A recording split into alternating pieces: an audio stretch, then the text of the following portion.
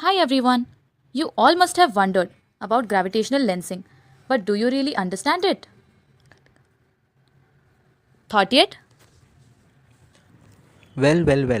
There is nothing to think about that much. Let us help you out of it with a short and a nice explanation. Let's go step by step and focus on the term gravitational first. We all are very well aware about gravitational force, which states that any two bodies having mass m1 and m2 at a distance r attract each other by a force F equals to g m1 m2 upon r square, where g is the gravitational constant. So, by this law, we can say that all the bodies in space having mass attract each other like the sun attracts the earth and the earth attracts the sun. The force between the two bodies depends on how massive the body is. Even as the center of the earth is pulling you towards it, your center of mass is pulling back the earth. But the more massive body barely feels the pull from you, while with your much smaller mass, you find yourself firmly rooted, thanks to that same force. Suppose a comet is passing in the vicinity of the sun along this path. Due to the gravitational force of the sun, which is more massive body as compared to the comet gets pulled towards the sun and attains a new path because the comet, being much lighter in mass as compared to the sun, experiences a larger acceleration, whereas the sun, being more massive, experiences negligible acceleration. By the special theory of relativity of Einstein, every body which has energy E or moving with energy E has mass m, given by the equation E equals to mc square. Therefore, m equals to E upon c square, where c is the speed of light in vacuum. Now, let's talk about photon. A photon has zero rest mass because it is never found in resting position or stationary. Since it is always in motion, it has energy E is equals to h nu.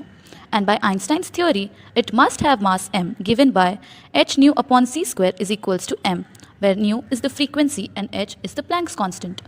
As the photon has a mass, it will experience gravitational force, which will cause it to deviate from its original path. Consider a star which is behind the sun or out of the sight with respect to the earth. Technically, you will say that it won't be visible from earth, but it is. Why? Let's see.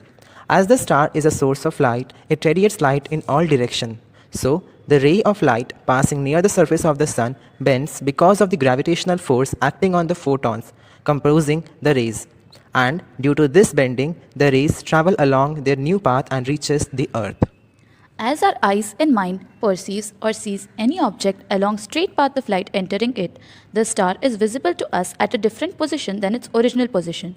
Since this process is similar to a lens which focuses or enlarges any object into our vision, this process is called gravitational lensing. One question which you may be confused with is, how do we realize that the image that we see is the real object or the virtual image of it? Consider these four images of star that are seen from Earth. Now, these images are studied and observed for a long period of time. It is observed that the spectral analysis of these images have same differences and changes in same interval of time.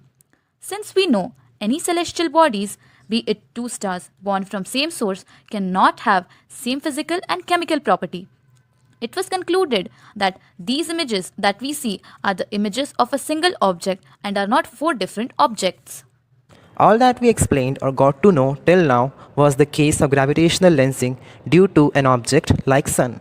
But it is also seen that this process of lensing for faraway galaxies and stars occurs even without the presence of any larger celestial body before it or in its path. This shows or proves that there is some matter comprising the empty space and has mass which causes gravitational lensing to occur, and this matter is named as dark matter.